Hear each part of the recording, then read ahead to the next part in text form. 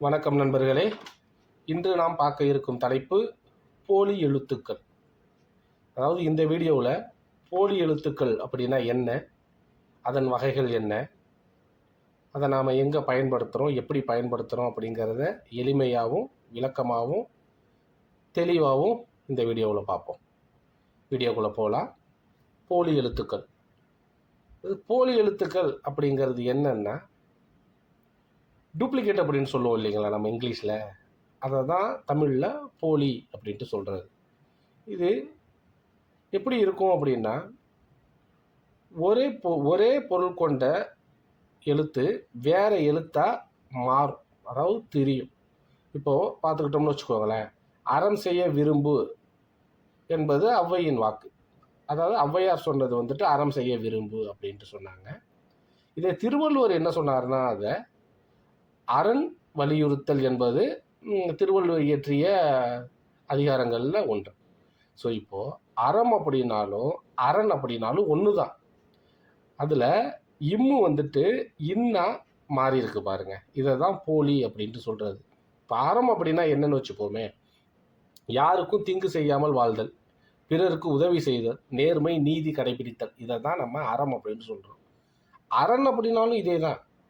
யாருக்கும் தீங்கு செய்யாமல் வாழ்தல், பிறருக்கு உதவி செய்தல், நேர்மை நீதி கடைபிடித்தல், இதுதான். ரெண்டு பேருமே ஒரே கருத்தை தான் சொல்கிறாங்க, ஆனால் வேறு வேறு வார்த்தையில் சொல்கிறாங்க. எப்படின்னா போலி எழுத்துக்களை பயன்படுத்தி சொல்கிறாங்க. இப்போ இத்தொடரில் அறம் அரண் எனும் சொற்களில் இறுதி எழுத்துக்கள் மாறி வந்துள்ளன, இருப்பினும் பொருள் மாறவில்லை. இப்படி ஒரு எழுத்து வர வேண்டிய இடத்தில் வேறு ஒரு எழுத்து வந்தும் பொருள் மாறாமல் இருப்பது போலி என்று அழைக்கப்படுகிறது. புரியுதுங்களா?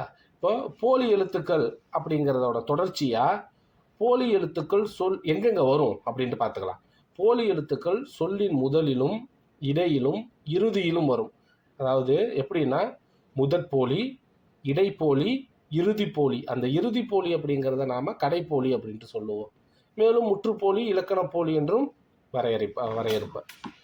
இப்போ போலி எழுத்துக்கள் அப்படிங்கும்போது அது ஒரு வார்த்தையில் எந்தெந்த இடத்துல வரும் அப்படின்னா, முதல்ல இருக்கலாம், இடையில் இருக்கலாம், இல்லைன்னா இறுதியில் இருக்கலாம். சரிங்களா? ஸோ இதை தான் நம்ம வந்துட்டு போலி எழுத்துக்களோட வகைகள் அப்படின்ட்டு சொல்கிறோம். இப்போது திரும்ப நான் உங்களுக்கு ரிமைண்ட் பண்ணுறேன். போலி எழுத்துக்கள் அப்படின்னா அதை வந்து நம்ம 3 வகையாக பிரிக்கிறோம். ஒன்று முதற்போலி, அடுத்து இடைப்போலி, அடுத்து இறுதிப்போலி. அந்த இறுதிப்போலி அப்படிங்கிறத தான் நம்ம கடைப்போலி அப்படின்ட்டு சொல்லுவோம். இல்லை மேலும் முற்றுப்போலி, இலக்கண போலி அப்படின்ட்டு இருக்கு. அந்த முற்றுப்போலி அப்படிங்கிறது கடைப்போலி அப்படிங்கிற இனத்திலேயே சேர்ந்துடும். இப்போ முதற்போலி அப்படின்னா என்னென்னு பார்ப்போம். ஒரு சொல்லின் முதலில் உள்ள எழுத்து மாற்றம் பெற்று அதே பொருளை தருவது முதற்போலி என்பர். அதாவது ஒரு சொல்லோட முதல்ல இருக்கிற எழுத்து வேற ஒரு எழுத்தாக மாற்றம் பெற்று ஒரே பொருளை தரும், அதாவது அதே பொருளை தரும். இதை தான் முதற்போலி அப்படின்ட்டு சொல்லுவோம். அந்த டேபிளை பாருங்கள். அந்த டேபிளில் எப்படி வந்துட்டு எழுத்து மாறி இருக்குது அப்படிங்கிறத நம்ம குறித்து காட்டியிருக்கிறோம். இப்போ பசல் அப்படிங்கிறது பைசல் அப்படின்ட்டு மாறுதா, மயல் அப்படிங்கிறது மையல் அப்படின்ட்டு மாறுது, மஞ்சு அப்படிங்கிறது மைஞ்சு அப்படின்ட்டு மாறுது.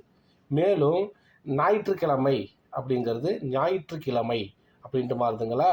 இப்போ நயம்ப உரை, நயம்பட உரை, ஔவையார் ஔவையார், ஐயன் ஐயன். சரிங்களா? பொருள் ஒன்று தான், ஒரே பொருள் தான், ஆனால் நாம் பயன்படுத்துகிற வார்த்தைகள் வேறு வேறு இருக்குது. புரியுதுங்களா? இப்போ இதில் என்ன மாதிரி இருக்கும் அப்படின்னா, அகரம் வர வேண்டிய இடத்துல ஐகாரம் வந்திருக்கும். சரிங்க?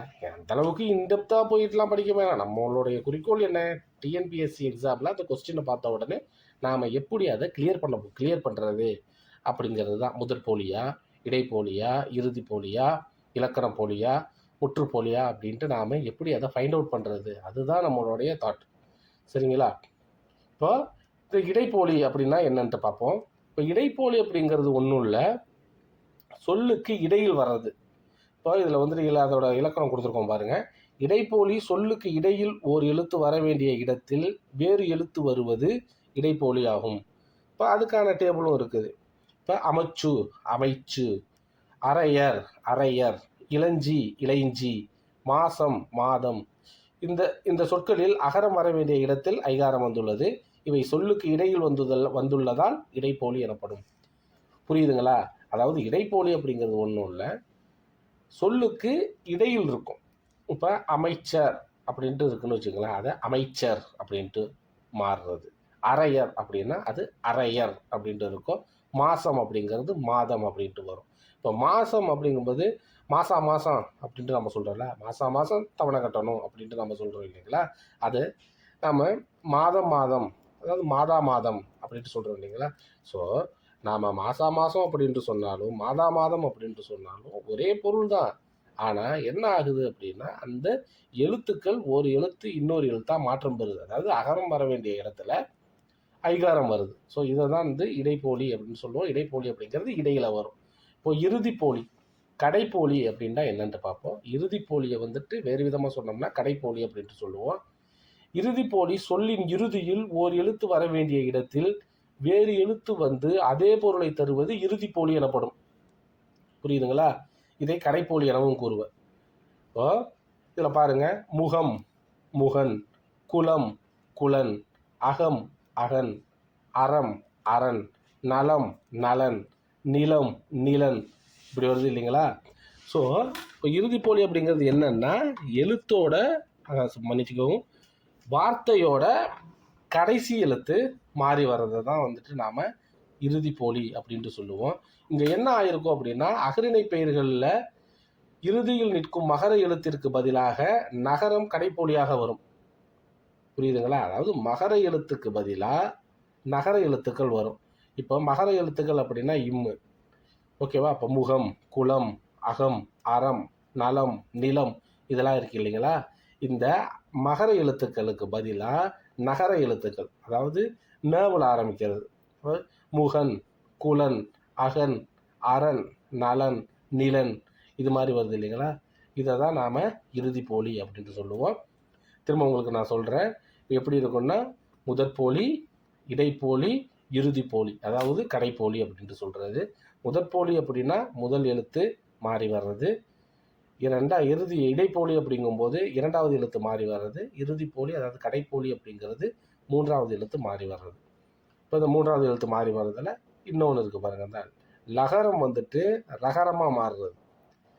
சரிங்களா? இப்போ லகர எழுத்திற்கு பதிலாக ரகரம் கடைப்போலியாக வரும். இப்போ இதில் இந்த இறுதிப்போலிங்கிற கடைப்போலியில் ரெண்டு விதமாக இருக்குது. ஒன்று வந்துட்டு மகர எழுத்துக்கு பதிலாக நகரம் வரும், இல்லைன்னா லகர எழுத்துக்கு பதிலாக ரகர எழுத்துக்கள் வரும். சாம்பல் சாம்பர், பந்தல் பந்தர், குடல் குடர், கூவல் கூவர், இதே மாதிரி லகர எழுத்துக்கு பதிலாக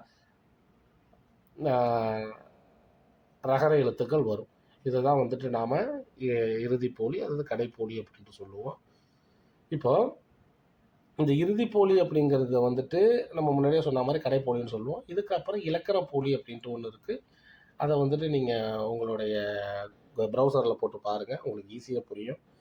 இதோட ரெஃபரன்ஸ் நம்ம எங்கேருந்து எடுத்துருக்குறோம் அப்படின்னா, தமிழ் பாடப்புத்தகம் இருக்குது இல்லைங்களா, 7ஆம் வகுப்பு பாடப்புத்தகத்துலேருந்து எடுத்தது தான் இது. இது எதுக்காக இந்த டாப்பிக்கை நம்ம டச் பண்ணோம் அப்படின்னா, இதுலேருந்து கொஸ்டின்கள் வந்து வருது, இதுலேருந்து நிறைய கேள்விகள் வந்துருக்குது. ஸோ அதனால தான் நம்ம இந்த டாப்பிக்கை டச் பண்ணியிருக்கிறோம். ஸோ நீங்கள் 7ஆம் வகுப்பு புத்தகம் 6ஆம் வகுப்புலேருந்து எடுத்துக்கோங்க. இலக்கண பகுதியில் கொஞ்சம் கான்சன்ட்ரேட் பண்ணுங்கள், ஈஸியாக கொடுத்துருக்குறாங்க. நாம் ஈஸியாக பாஸ் பண்ணிடலாம், ஈஸியாக அப்சர்வும் பண்ணிக்கலாம். ஏன்னா அதில் எப்படி கொடுத்துருக்காங்கன்னா 1 by 1 கொடுத்துருக்குறாங்க. ஸோ இந்த வீடியோவை பார்த்ததற்கும் உங்களின் தொடர்ந்து ஆதரவுக்கும் நன்றி. வீடியோவை சப்ஸ்கிரைப் பண்ண மறக்காதீங்க. உங்களுக்கு பிடிச்சிருந்ததுன்னா நீங்கள் லைக் பண்ணுங்கள், ஃப்ரெண்ட்ஸுக்கு ஷேர் பண்ணுங்கள். மீண்டும் அடுத்த வீடியோவில் உங்களை சந்திக்கிறேன். அதுவரை உங்களிடம் விடைபெறுகிறேன். நன்றி.